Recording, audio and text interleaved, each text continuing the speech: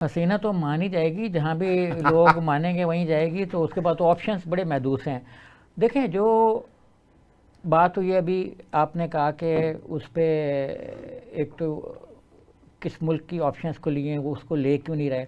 India نے investment کی حسینہ واجد پہ، بنگلہ دیش پہ نہیں کی.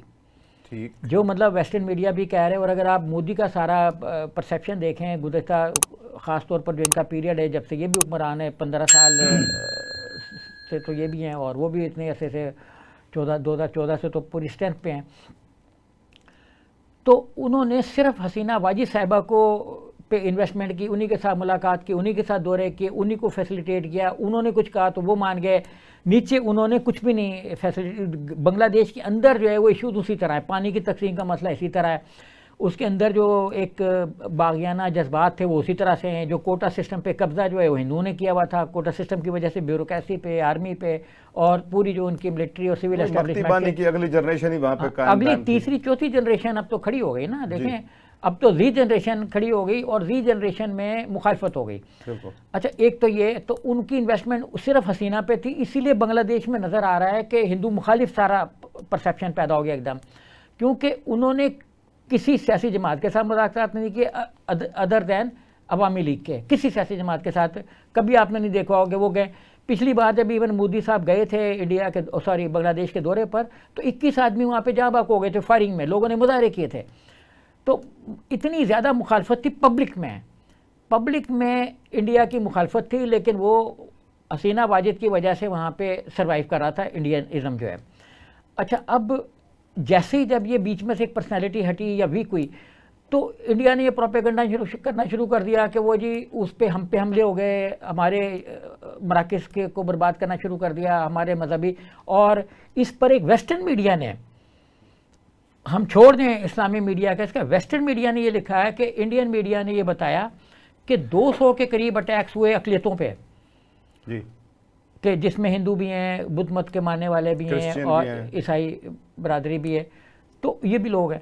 لیکن اس نے جب اپنا اس کو سارا چیک کیا تو انہوں نے کہا کہ ہمارا جو فیکٹ چیک ہے اس کے مطابق بہت سی چیزیں ان میں فیک ہیں، اور بعض کوئی 2023 کے، کوئی اس سے بھی پہلے کیے، کوئی اپنا کسی اور اوکیزن کی ہے، کوئی کسی میں جو انہوں نے پیش کیے ہیں وہ ایون مسلمان ہی ہے جس کو انہوں نے ہندو لکھ دیا ہے. اچھا سیم چیز آلٹ نیوز جو اپنا زبیر صاحب انڈیا کے اندر بیٹھ کے چلا رہے ہیں، اس کے بعد اسکرول ایک ہے، اس کے بعد وائر ہے، ان 3-4 چیزوں نے، وہ جو عارفہ خانم شیروانی ہیں انہوں نے بھی پورا پروگرام کیا، اس کے بعد دیش بھگوا. تو یہ پروگرام کی ایک سیریز چلی وہاں پہ کہ یہ سارا فیک نیوز آ رہا ہے وہاں پہ، اور ایکچولی یہ بعض جو ان کو کہا کہ قتل ہو گئے وہ ایکچولی مسلمان ہی تھے، اور وہ پرانے واقعات تھے کہ جیسے ہوتے رہتے ہیں واقعات. کرائم تو نہیں کنٹرول ہوا نا کسی بھی ملک میں سوائے جاپان کے. تو یہ کرائم کا پہلو تھا. اچھا آپ کے سوال کا پہلا حصہ کیا تھا کہ اس کو اسائلم ملے گا یا نہیں ملے گا؟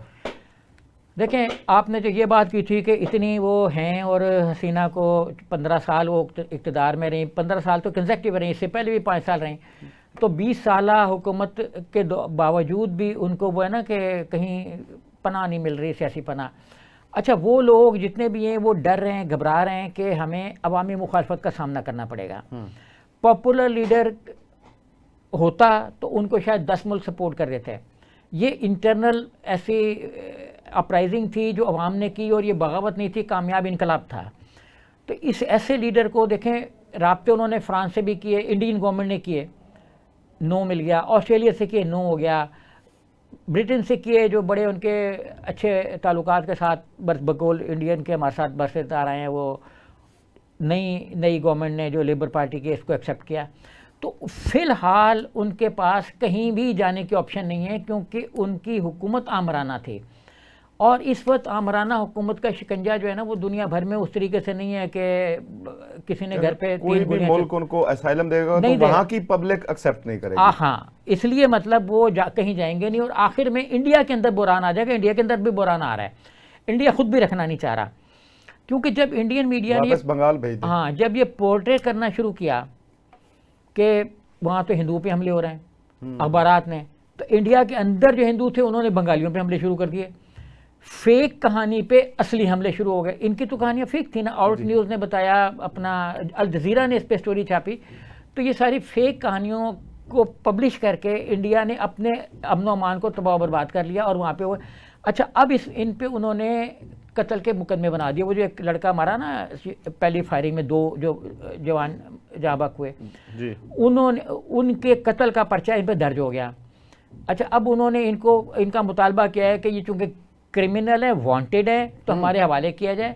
اور انڈیا پہلے بھی کرتا رہا اور دونوں میں معاہدہ ہے یا نہیں ہے قیدیوں کے تبادلے کا, لیکن ان پہ دباؤ ہے. اچھا اب یہ جس بھی ملک میں جائیں گی, بنگلہ دیش کی گورنمنٹ کا اگر اس ملک کے ساتھ قیدیوں کے تبادلے کا معاہدہ ہے تو وہ اس کو دے دیں گے, اور اگر نہیں ہوگا تو وہ مانگ لیں گے, کر کے مانگ لیں گے. آخر پاکستان کا انگلینڈ کے ساتھ نہیں تھا, لیکن ہم نے بہت سے قیدی ان سے لیے, تو 2-3 جو تھے جب لنڈن میں کرائم میں انوالو ہوئے تو ہم نے لیے. تو اس طریقے سے مطلب حسینہ کو جہاں بھی جائیں گی, اول تو کسی بھی بڑے ملک میں, اچھے ملک میں ان کے جانے کا امکان نہیں ہے, وہ یہیں رہیں گی. اور آخر میں میرا خیال ہے کہ اچھے بچے کی طرح انڈین پولیس کو, جو ان کے اجیت ڈوال صاحب ہیں, ویسے تو ابھی انہوں نے ان کو وہ جو فرانس سے جدید ترین لڑاکا طیارے لیے تھے جن کی سیفٹی کے لیے نیمبو, راجناتھ سنگھ نے اس کے نیچے نیمبو رکھا, اس کے اوپر نیمبو رکھا, ان کی آرتی اتاری تھی, اس کو نچوڑا نیمبو کو, تو وہ آرتی اتاری. تو وہ اب ان طیاروں کی سیفٹی میں یہ جو ہے اپنے انڈیا میں داخل ہوئی ہیں. میرا خیال ہے انہی طیارے کی سیفٹی میں یہ واپس لینڈ کر جائیں گے.